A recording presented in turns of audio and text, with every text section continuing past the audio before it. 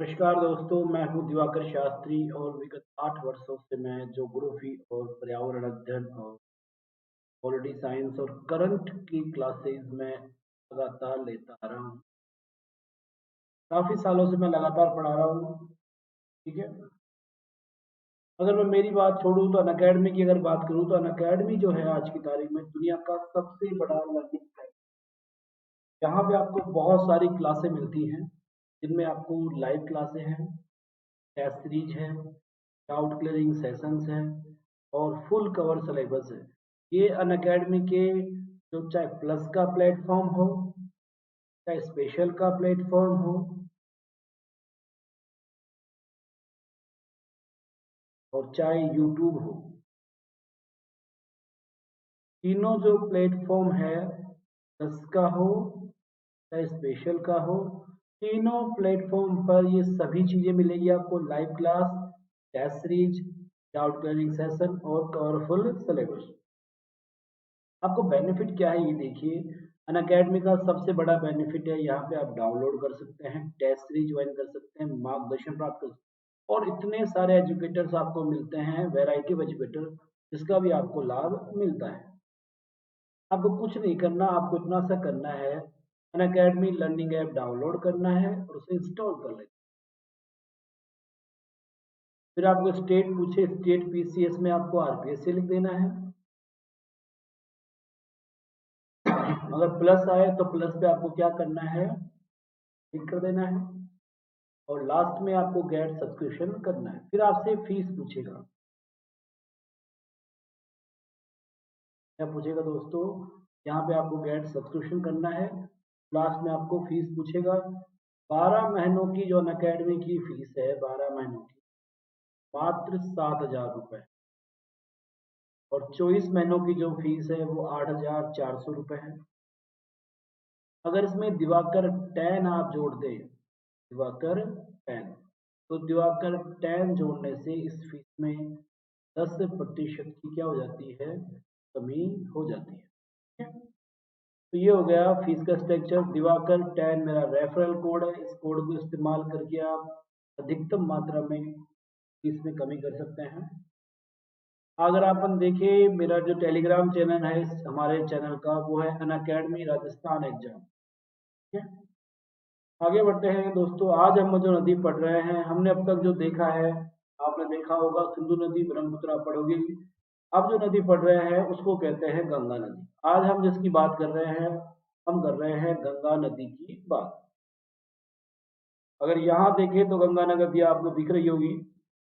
देखिए गंगा नदी, ये जो गंगा नदी है, हम इस नदी की आज बात करेंगे। गंगा नदी और उसके तंत्र को हम समझेंगे, पढ़ने की कोशिश करेंगे। ये जो नदी दिख रही है, यहाँ से जो चल रही है ये घूम घूम के, ये आपकी गंगा नदी है और इस गंगा की बात अब की।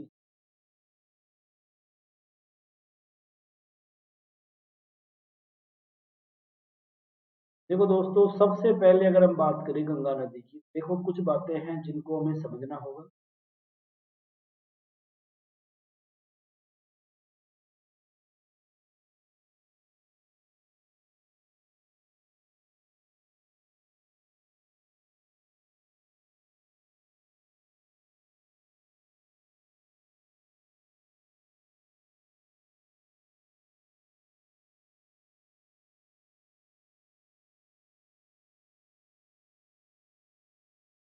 देखो भाई, ये गंगा नदी का शुरुआती मैप है। क्या है, शुरुआती मैप है। पहले आप ध्यान दीजिए, ये जो है जगह, ये जगह लिखा हुआ है गंगोत्री। क्या लिखा हुआ है, गंगोत्री। ठीक है। ये गंगोत्री है और गंगोत्री से वो नदी निकलती है जिसको लेकर भागीरथी आए थे। ये भागीरथी नदी है, इसकी उत्पत्ति कहाँ से हो रही है, गंगोत्री से हो रही है। ठीक है? ये जो जगह है, ये है देवप्रयाग है। पहले सिंपल मैप है अपना, मैप और दूसरा आ जाएगा। ये देवप्रयाग है। ये जो जगह है, ये जगह है, ये जो जगह है, यहाँ पे विष्णु गंगा है, ये धौली गंगा है, दोनों नदियां यहाँ पे आके मिलती है। ठीक है, ये जो है ये अलकनंदा नदी है, और आप देख लो, ये केदारनाथ है, ये बद्रीनाथ है। ठीक है, अब आगे बढ़ते हैं थोड़ा, तो यहाँ ध्यान दो आप दोबारा। देखो, गंगा नदी की जो उत्पत्ति होती है वो गंगोत्री हिमनद से होती है।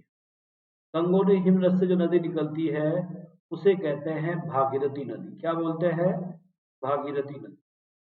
हम इसको पढ़ेंगे, समझेंगे। ठीक है, ये भागीरथी नदी है। ये जो नदी आपको दिख रही है छोटी सी, इसका नाम है टिहरी नदी। क्या है? ये है टिहरी, और ये है भागीरथी। ये बातें आपको क्लियर हो गई, भागीरथी और टिहरी। ठीक है, ये गंगोत्री से कौन निकल रही है? भागीरथी। चलो,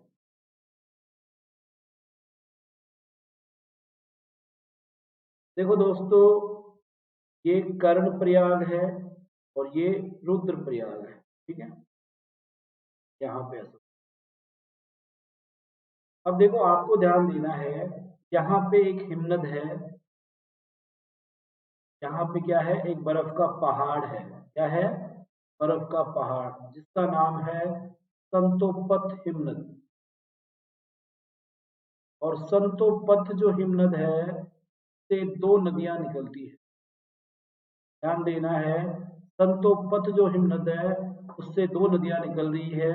एक निकल रही है धौली गंगा, और एक निकल रही है विष्णु गंगा। तो आप ध्यान दीजिए, विष्णु गंगा है ये, और ये धौली गंगा है। ठीक है, दो नदियां निकल रही है, और दोनों नदियां जाके रुद्रप्रयाग में मिल जाती है।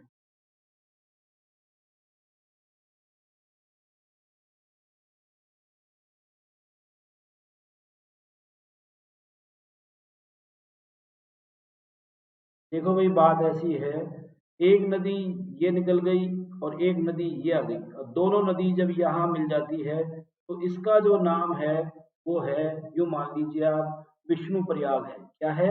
विष्णु प्रयाग। विष्णु प्रयाग से आगे बढ़ती है ये जो नदी है, ये नदी पहुंचती है कर्ण प्रयाग।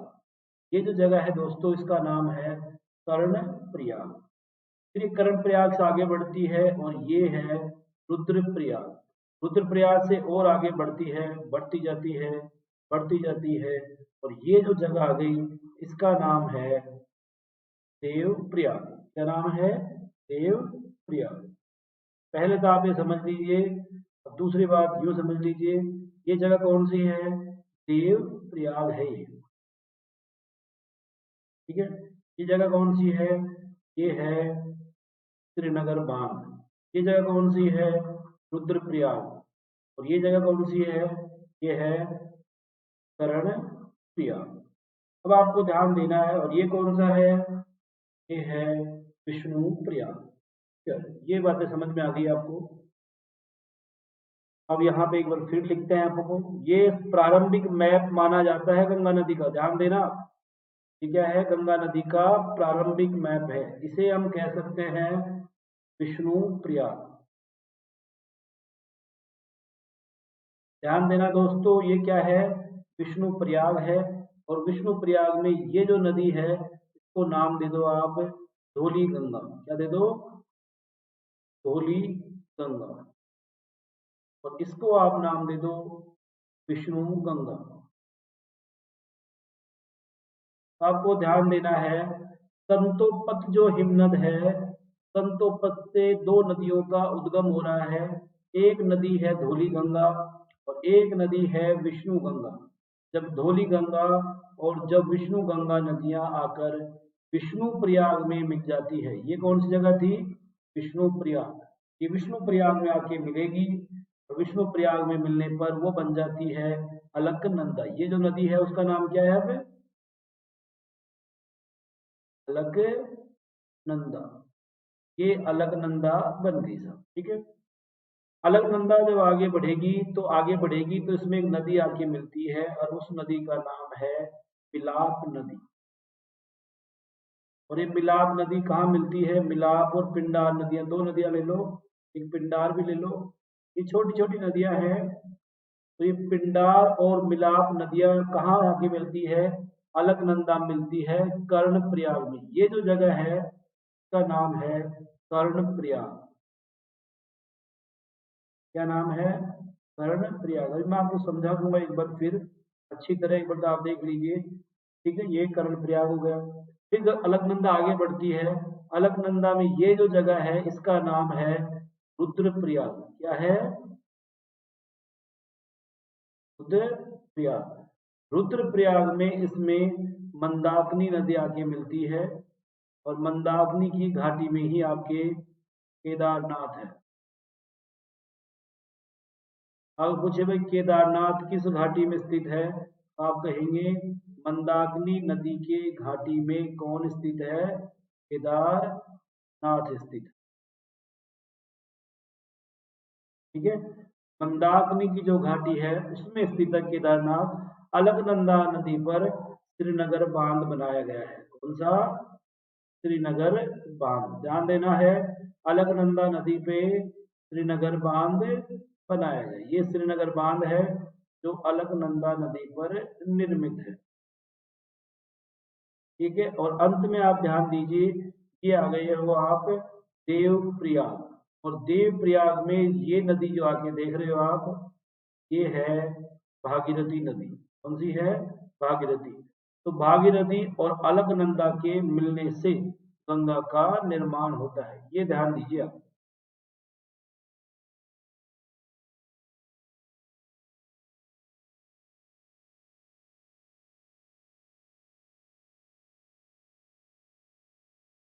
देखिए ये जो नदी है, ये नदी जो आ रही है ये है भागीरथी नदी है। ये भागीरथी नदी ये घूमती घूमती यहाँ पे आ गई और ये जाके मिल गई यहाँ पे।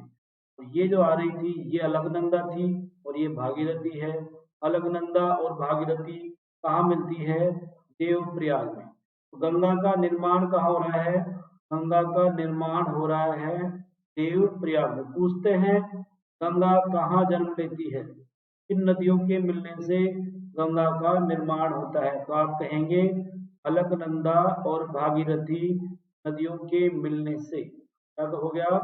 अलकनंदा और भागीरथी नदियों के मिलने से गंगा का जन्म होता है, ये बात आप कहोगे। और वो कहाँ मिलती है? तो आप कहेंगे कि वो देवप्रयाग में मिलती है। कहाँ मिल रही है? देवप्रयाग। ये जो जगह है इसका नाम क्या हो गया? देवप्रयाग।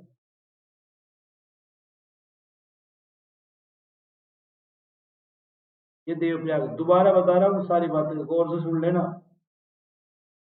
बहुत जरूरी है आपके लिए।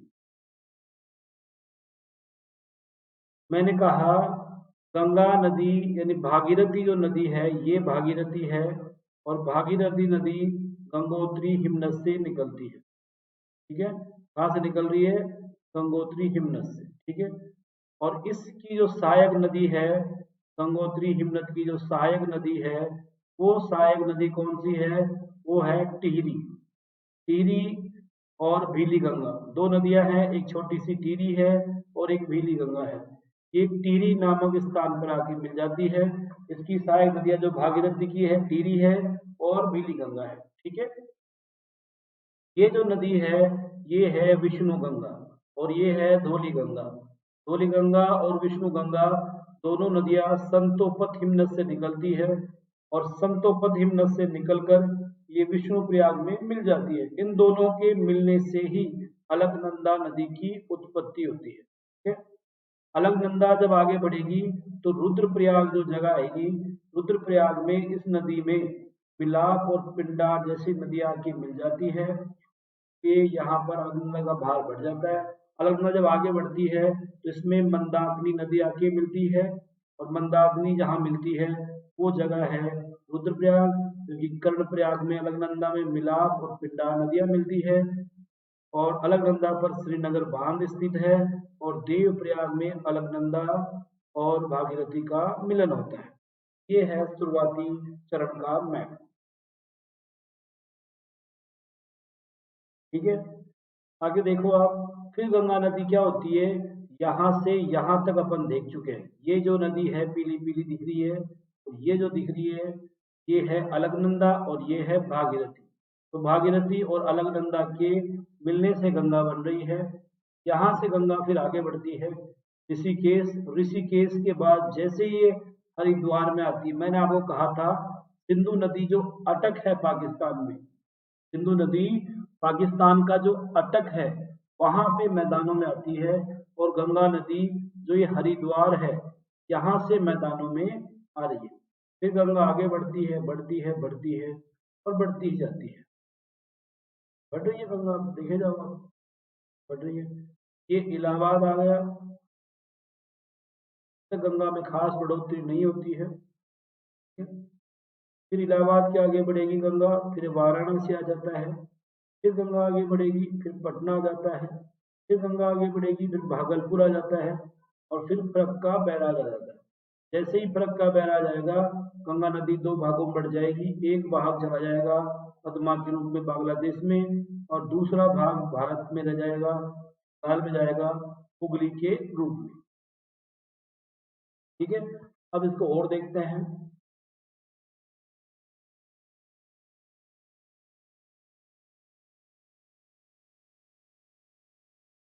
अब देखो गंगा की एक सहायक नदी तो रामगंगा है, ये बाई तरफ की नदियां हैं। ये है रामगंगा नदी। रामगंगा नदी निकलती है यहाँ से, ये जगह जो है कन्नौज है, ये कन्नौज के आसपास से निकलती है। ठीक है, और ये बहती बहती गंगा जी में मिल जाती है। सॉरी, नैनीताल से निकलती है और कन्नौज के निकट गंगा में मिल जाती है। ये यहाँ पे नैनीताल है जी, गलती से हो गया, भावनाओं में गए जी, मैं भी कभी कभी भावनाओं। तो आप कह सकते हो राम गंगा जो नदी है आपकी, गंगा की जो सहायक है, वो कहाँ से निकल रही है? वो निकल रही है नैनीताल से, और जो कन्नौज है वहां पे जाकर ये कहाँ मिल जाती है? गंगा जी में मिल जाती है। ये जो नदी है आपकी, ये घाघरा है, ये जो बड़ी सी दिख रही है कौन सी है?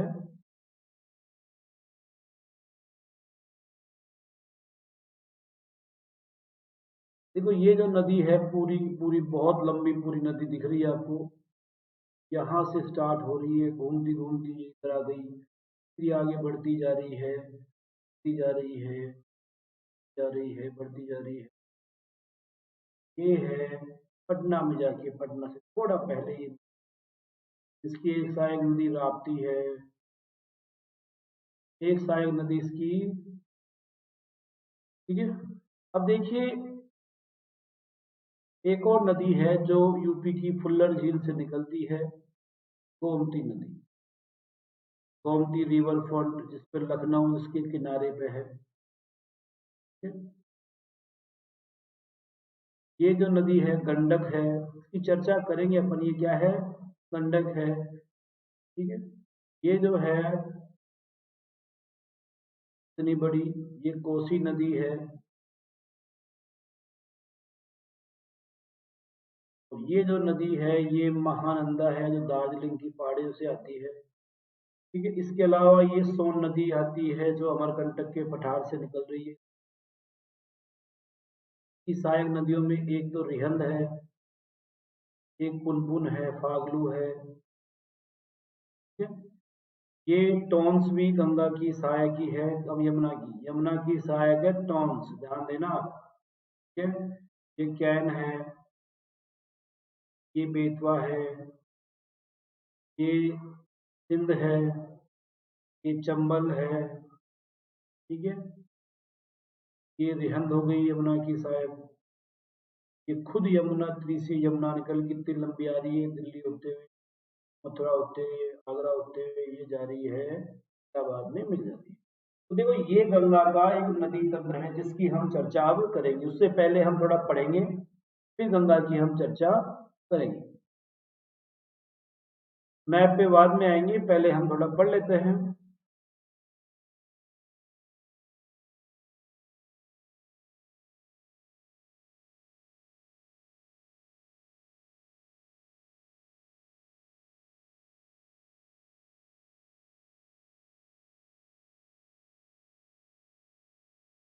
देखिए गंगा नदी का अपवाह तंत्र, सही बाखड़ा को इसे पढ़ने का है।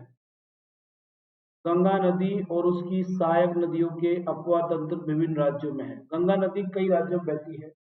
सबसे पहले उत्तराखंड से स्टार्ट होगी, फिर यूपी में जाएगी, फिर बिहार में जाएगी और फिर पश्चिम बंगाल में जाएगी। गंगा नदी बहती तो 4 राज्यों में है, लेकिन उसका अपवाह तंत्र झारखंड में भी है। अपवाह तंत्र कहाँ पे है? झारखंड में भी है, क्योंकि जो दामोदर नदी है वो यहाँ से बह रही है, तो इसका अपवाह तंत्र कहाँ हो जाएगा? तो अपवाह का जो क्षेत्र है, अपवाह जो है 5 राज्यों में है, लेकिन गंगा बहती 4 राज्यों में है। एक उत्तराखंड में, एक यूपी में, एक बिहार में और एक बंगाल में। तो गंगा बहती 4 राज्यों में है, लेकिन उसका जो अपवाह तंत्र है वो 5 राज्यों में। गंगा नदी का जो कुल जल ग्रहण क्षेत्र है,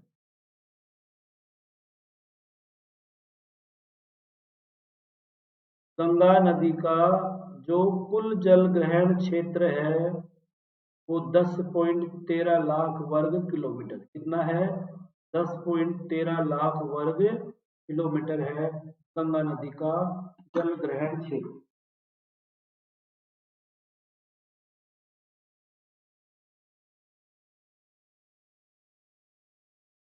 भारत में जो गंगा नदी है, भारत में गंगा नदी का जल ग्रहण क्षेत्र है 8.67 लाख वर्ग किलोमीटर। कितना है? 8.67 लाख वर्ग किलोमीटर भारत में है। गंगा की जो कुल लंबाई है, गंगा की कुल लंबाई है 2525 किलोमीटर है। गंगा की टोटल लंबाई है 2525 किलोमीटर। ठीक है, तुलना की बात ऐसी है जी, तो आपने अब तक देखा होगा।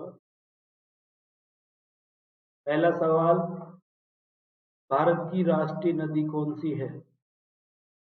गंगा भारत की राष्ट्रीय नदी है। गंगा को नेशनल रिवर घोषित किया गया था मनमोहन सरकार द्वारा 2009-10 में। पहला सवाल तो आपका ये है। भारत की सबसे लंबी नदी कौन सी है? भारत की सबसे लंबी नदी, भारत की जो सबसे लंबी नदी है,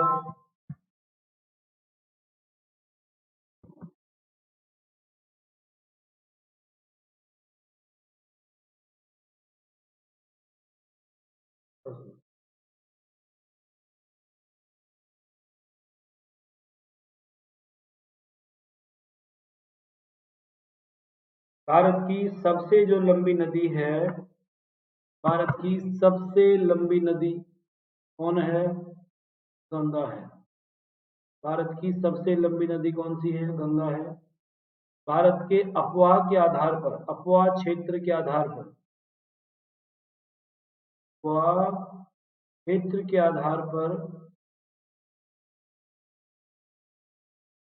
अपवाह क्षेत्र के आधार पर भारत की सबसे लंबी नदी गंगा है। जल ग्रहण क्षेत्र के आधार पर, जल ग्रहण क्षेत्र के आधार पर, क्षेत्र के आधार पर भारत की सबसे लंबी नदी है वो गंगा है। कितने सवाल हो गए कि भारत की राष्ट्रीय नदी कौन है? गंगा है। भारत की सबसे लंबी नदी कौन है? गंगा है। भारत में किस नदी का अपवाह क्षेत्र सबसे ज्यादा है? गंगा का। भारत में किस नदी का जल ग्रहण क्षेत्र सबसे ज्यादा है? गंगा का। गंगा की लंबाई कितनी है? 2525 किलोमीटर। गंगा का अपवाह क्षेत्र कितना है? 8.67 लाख वर्ग किलोमीटर। गंगा भारत के कितने राज्यों में बहती है? तो भारत के 4 राज्यों में बहती है, यूपी है, बिहार है, उत्तराखंड है और पश्चिम बंगाल है। सबसे ज्यादा गंगा यूपी में बहती है। सर्वाधिक कहाँ बहती है? तो सर्वाधिक गंगा यूपी में है गंगा की लंबाई, और सबसे कम गंगा की लंबाई उत्तराखंड में है। गंगा की सबसे ज्यादा जो लंबाई है वो उत्तर प्रदेश में है, और गंगा की जो न्यूनतम लंबाई है वो गंगा कहाँ पे है? उत्तराखंड में है। अब आपसे पूछेगा गंगा नदी उत्तराखंड में कहाँ से निकलती है? तो देखो भाई, गंगा नदी निकलती तो गंगोत्री हिमनद से है, तो हम कह सकते हैं गंगा नदी उत्तराखंड में देवप्रयाग नामक स्थान से निकलती जहाँ भागीरथी और अलकनंदा मिलती है। भागीरथी नदी की सहायक नदी भीली गंगा है, जो टिहरी नामक स्थान पे आके मिल जाती है, और भागीरथी पर भारत का सबसे ऊंचा बांध निर्मित किया गया है। टिहरी जो बांध है 260 मीटर ऊंचा है। कितना है? 260 मीटर ऊंचा है टिहरी बांध, और ये भारत का वर्तमान में सबसे ऊंचा बांध है। तो भागीरथी जो नदी है उस पे बनाया गया है टिहरी बांध। ठीक है। टिहरी की सहायक नदी है भेली गंगा, तो टिहरी नामक स्थान पर आकर मिल जाती है।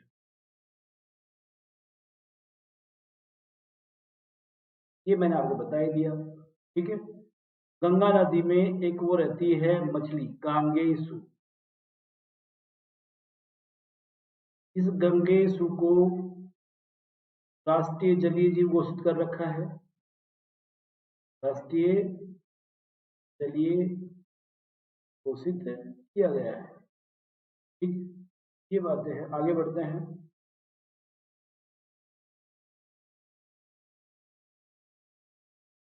चलो यमुना से स्टार्ट कर लेते हैं। पहले गंगा की बहुत सारी सहायक नदियां हैं, पहले उनको देख लो एक बार, फिर पढ़ लेंगे। गंगा की सहायक,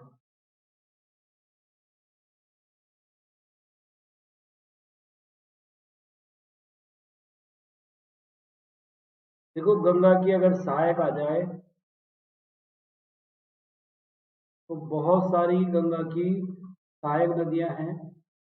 ये गंगा की जो बाई तरफ वाली नदियां हैं, और ये गंगा की दाई तरफ वाली नदियां हैं। अभी अपन देखेंगे, एक एक को पढ़ेंगे। अगर गंगा के बाई तरफ की बात करें तो बाई तरफ से जो नदियां निकलती है इस हाथ में, वो है रामगंगा।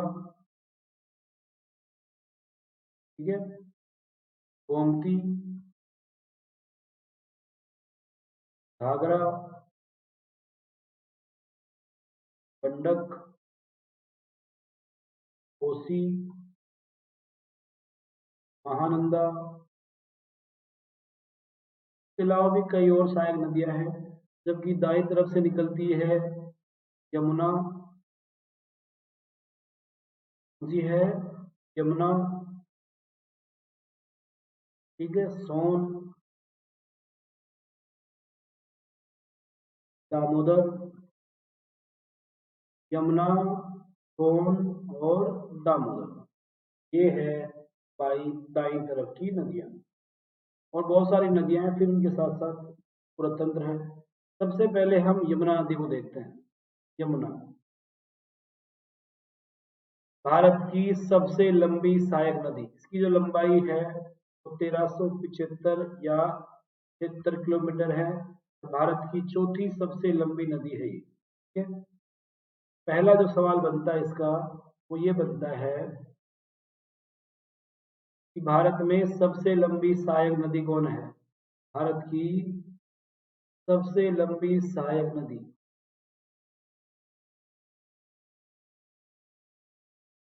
सबसे लंबी सहायक नदी। भारत की जो सबसे लंबी सहायक नदी है, ध्यान दीजिए, भारत की जो सबसे लंबी सहायक नदी है वो कौन सी है? यमुना है।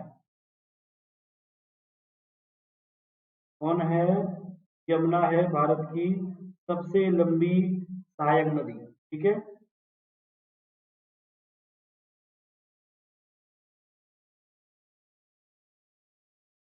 दूसरी बात ध्यान देनी है, इसकी जो लंबाई है 1375 किलोमीटर है।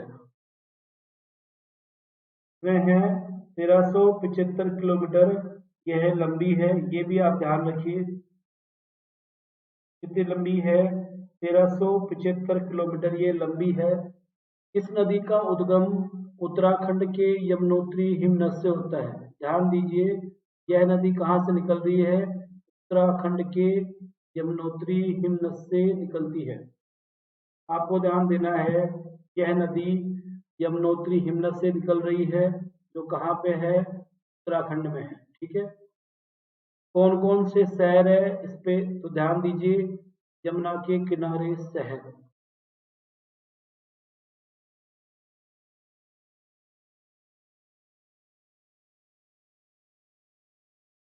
यमुना के किनारे कौन कौन से शहर है? जैसा कि आप जानते हो, पहला जो सबसे इम्पोर्टेंट शहर है वो दिल्ली है। दूसरा भी आप जानते हो वो आगरा है। तीसरा भी आप जानते हो मथुरा है। ये 3 बड़े शहर हैं। इसके अलावा 2 शहर हरियाणा के बड़े-बड़े हैं। एक सोनीपत है, एक पानीपत है। ठीक है? ये बड़े-बड़े फेमस शहर इसके किनारे हैं। और आपको ध्यान देना है, जो ये नदी है यमुना, ये गंगा की सबसे लंबी सहायक नदी है। क्या है? गंगा की सबसे लंबी सहायक नदी है। ठीक है? इसे मृत नदी के रूप में जाना जाता है। क्या जाना जाता है? एक मृत नदी के रूप में इसे जाना जाता है। मृत नदी इसलिए है क्योंकि इसमें बीओडीओ की मात्रा नहीं है। बायोलॉजिकल ऑक्सीजन की जो मात्रा है वो इसमें नहीं है।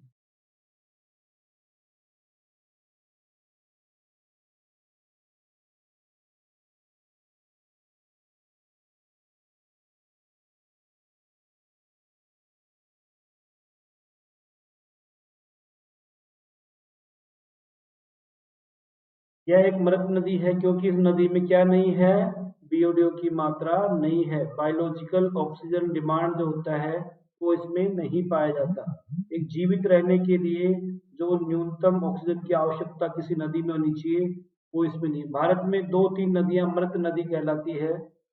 एक तो ये जो नदी है यमुना, ये मृत हो गई।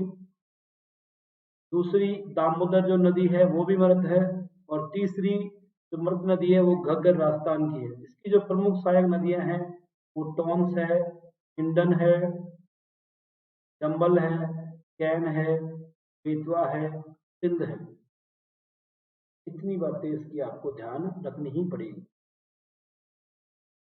अब जो नदी है वो है सोन नदी। अपन पहले दाईं तरफ की गंगा की सहायक नदियों को देख रहे हैं। सोन जो नदी है उसका उद्गम होता है अमरकंटक के पठार से। कहाँ से हो रहा है? अमरकंटक के पठार से। इसका जो पहला क्वेश्चन है, यह गंगा की एकमात्र सहायक नदी है जो प्रायद्वीप पठार से, गंगा की एकमात्र सहायक नदी जो प्रायद्वीपीय पठार से निकलकर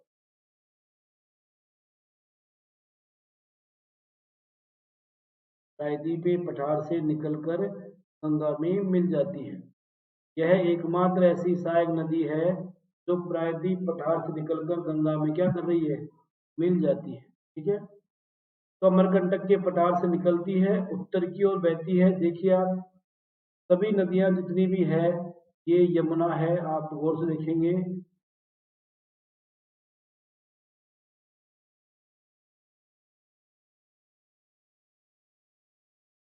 देखिए जितनी भी नदियां हैं इनमें एकमात्र नदी यही है जो प्रायद्वीप के पठार से निकल रही है और सीधी जाके कहाँ मिल रही है? गंगा में। ना कोई भी ऐसी नदी नहीं है जो प्रायद्वीप पठार से निकल गंगा में मिलती हो। ये जो टोंस है ये यमुना में मिल रही है, ये कैन भी यमुना में मिल रही है, बेतवा भी यमुना में मिल रही है, सिंध भी यमुना में मिल रही है, चंबल भी यमुना में मिल रही है, लेकिन गंगा में नहीं मिल रही है। गंगा में यह अकेली मिलती है कि मुराक्सी नीचे जाके हुगली में मिल रही है। ठीक है? तो हम ये कह सकते हैं सोन एकमात्र नदी है गंगा की सहायक जो प्रायद्वीप के पठार से निकलकर गंगा में मिल जाती है। तो सोन नदी का जो उद्गम होता है अमरकंटक के पठार से होता है और यह प्रायद्वीप से निकलकर उत्तर की ओर बहकर सोनपुर के निकट किसमें मिल जाती है? गंगा में मिल जाती है। तो सोनपुर के निकट यह मिल जाती है साहब गंगा में। इस नदी के बेसिन में सोने के ग्लेशियर मिलते हैं। सोना पाया जाता है इसके मिट्टी में पानी के साथ जो बह के आती है। ठीक है? रिहंद इसकी प्रमुख सहायक है। ठीक है? रिहंद क्या है? इसकी मेन सहायक नदी है सोन की। और रिहंद नदी पर यूपी और एमपी की सीमा क्षेत्र में रिहंद बांध बनाया गया है। आपको ध्यान देना है, रिहंद नदी पर यूपी और एमपी की सीमा पर कौन से बांध बनाया गया है? रिहंद बांध बनाया गया है।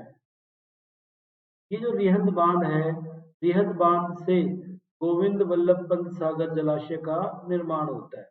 रिहंद बांध के पीछे जो झील बनती है, उस झील के पीछे नाम पड़ा झील का, वो है गोविंद वल्लभ पंत सागर झील। की और भी सहायक नदियां हैं, उनमें है पुनपुन, फागलू, और भी इसकी सहायक नदियां जैसे आप देखेंगे, देखो रिहंद है, ये रिहंद हो गई, कोयल हो गई, यही सहायक नदियां हैं। और छोटी छोटी हैं पुनपुन और फागलू। अब आती है बाएं हाथ की नदियां। देखो जो बाएं हाथ की नदियां हैं, वो है रामगंगा नदी। ये कौन सी नदी है? ये नदी है रामगंगा नदी।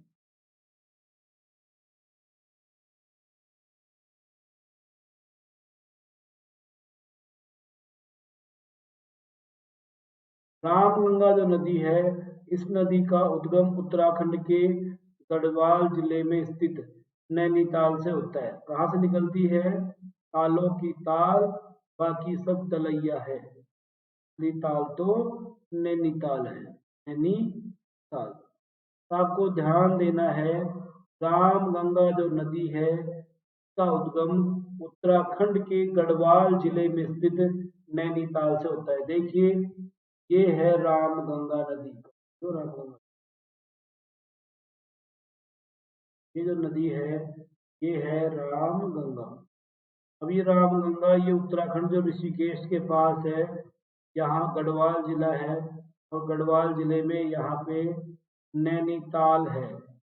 इस झील का नाम है नैनीताल। उत्तराखंड में इतनी तालें हैं कि पूछो मत आप। तो उसी एक ताल यानी नैनीताल से निकल रही है, ठीक है, और ये यहाँ पर आकर मिल जाती है। कन्नौज के पास यह नदी गंगा में मिल जाती है। कन्नौज के पास, तो जो कन्नौज है, कन्नौज रामगंगा नदी के किनारे पर ही है। और रोहिलखंड का मैदान, इस नदी का जो मैदान है, रामगंगा नदी किस तरह के मैदानों का निर्माण करती है? रोहिलखंड। रामगंगा जो नदी है, वो रोहिलखंड के मैदानों का निर्माण करती है। ध्यान देना, रोहिलखंड का जो मैदान है, उनका निर्माण कर रही है रामगंगा नदी। ठीक है।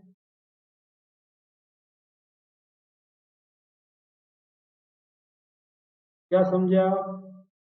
कि रामगंगा नदी गंगा की बाईं तरफ से पश्चिम की सबसे पहली नदी है, या बाईं ओर की पश्चिम की सबसे पहली नदी। देखो, ये बहुत पूछते हैं। सबसे उस पूर्व से पश्चिम क्रम, पश्चिम से पूर्व, सबसे पश्चिमी नदी कौन सी है? ये रामगंगा सबसे पश्चिमी है। दूसरे नंबर पे जो नदी है, वो है गोमती।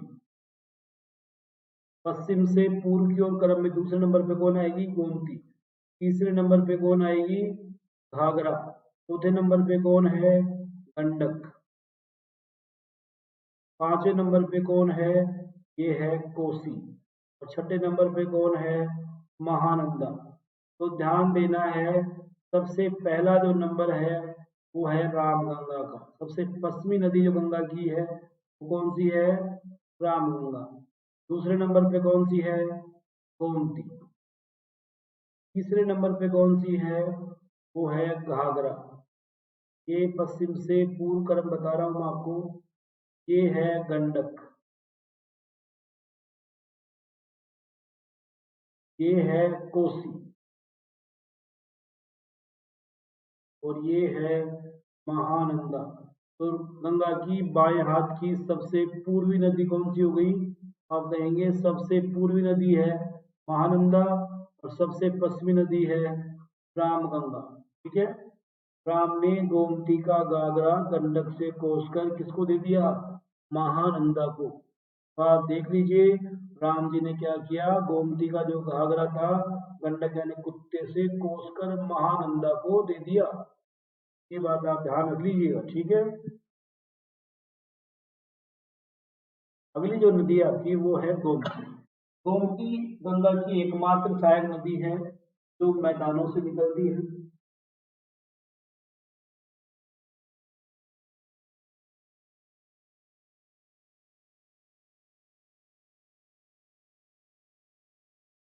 तो देखिए दोस्तों,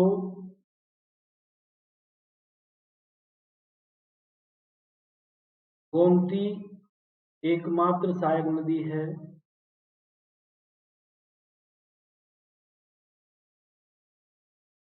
गंगा की एकमात्र सहायक जो मैदानों से निकलती है।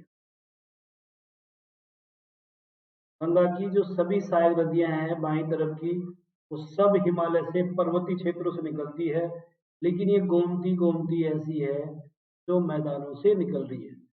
पीलीभीत जिला है यूपी का, यूपी का एक पीलीभीत जिला है। आप कह सकते हो कि यह मेनका गांधी का संसदीय क्षेत्र है।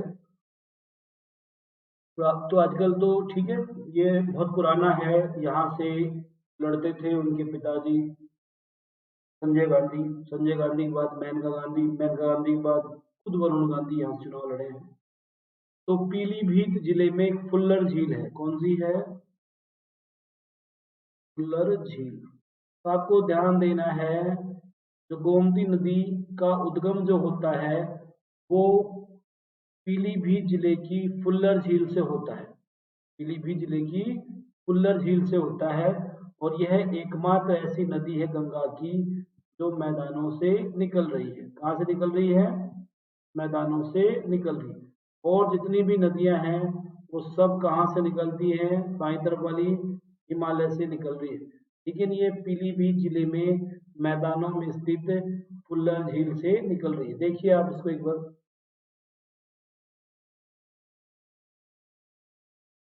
देखो ये है गोमती, तो गोमती यहां से निकलती है। ये क्या है? पिल्लर झील, ठीक है। गोमती के किनारे लखनऊ स्थित है, गोमती के किनारे जौनपुर स्थित है, मिर्जापुर का जौनपुर। जान गए ना जौनपुर को? ठीक है भाई।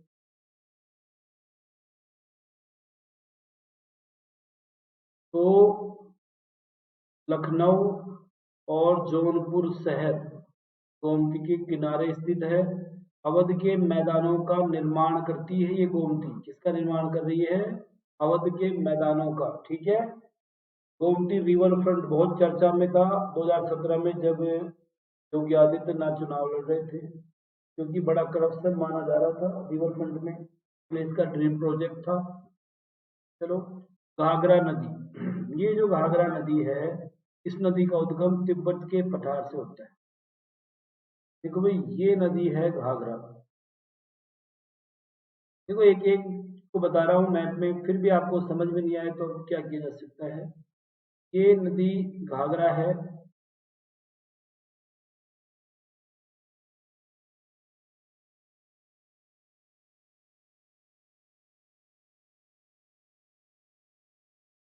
ये है घाघरा।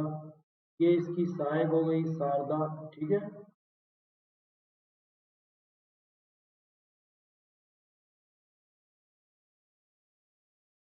तो जो घाघरा नदी है उसका उद्गम तिब्बत के पठार से होता है। नेपाल में से कर्णाली नदी कहते हैं। क्या कहते हैं नेपाल में? कर्णाली। इसकी जो सहायक नदियों में आता है शारदा है, सरयू है और राप्ती है। सरयू के किनारे अयोध्या है, जैसा कि आप जानते हो। शारदा जो नदी है नेपाल से निकलती है, नेपाल में से काली नदी कहते हैं। सरयू के किनारे अयोध्या नगर स्थित है, और राप्ती नदी के किनारे गोरखपुर स्थित है। जो बड़े बड़े नगर हैं वो इसके किनारे हैं, जैसे गोरखपुर योगी आदित्यनाथ का राप्ती नदी के, अयोध्या सरयू नदी के किनारे, काली नदी नेपाल में कहते हैं इसको, ठीक है। ये नदी जो है कोसी नदी है। कौन सी है? सीधे अपना गया वो कोसी पे। कोसी का जो जन्म होता है तिब्बत के पठार से निकलने वाली विभिन्न धाराओं से होता है। कोसी नदी का उद्गम तिब्बत के पठार से निकलने वाली विभिन्न धाराओं से होता है। प्रमुख धाराएं जो इस नदी का निर्माण करती है उनमें आती है शुक्र कोसी, अरुण कोसी, तमुर कोसी। नेपाल में इस नदी को अरुणा या सप्तकोशी भी कहते हैं। यह नदी जो कोसी नदी है वो बिहार का शोक कहलाती है। क्या कहलाती है? कोसी नदी को बिहार का शोक कहते हैं। क्या कहते हैं कोसी नदी को? कोसी नदी को बिहार का शोक कहते हैं। यह नदी गंगा में सर्वाधिक अवसाद लाती है और जल लेकर आती है। अवसादों की मात्रा अधिक होने के कारण यह नदी अपने मार्गों को बार बार बदलती है। इसी कारण यह नदी क्या कहलाती है? बिहार का शोक कहलाती है। बंगाल का शोक दामोदर नदी है। उड़ीसा का शोक जो है वो महानदी है। गंगा की जो अंतिम सहायक नदी है वो महानंदा नदी है। और जो महानंदा नदी है उसका उद्गम दार्जिलिंग की पहाड़ियों से होता है। कहाँ से होता है? दार्जिलिंग की पहाड़ियों से होता है। तो ठीक है दोस्तों, ये यहाँ तक का हो गया है आपका। जो कुछ बचा है वो बाद में करेंगे। ठीक है जी। तो आप सभी लोगों को दिवाली की बहुत सारी शुभकामनाएं। दिवाली की छुट्टियों का आनंद उठाइए आप, साथ में वीडियो देखते रहिए। ये दिवाली आपके जीवन में बहुत सारी खुशियां लेके आए।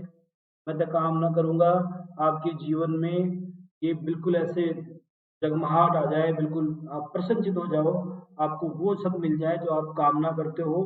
तो आप सभी लोगों को दिवाली की बहुत बहुत शुभकामनाएं।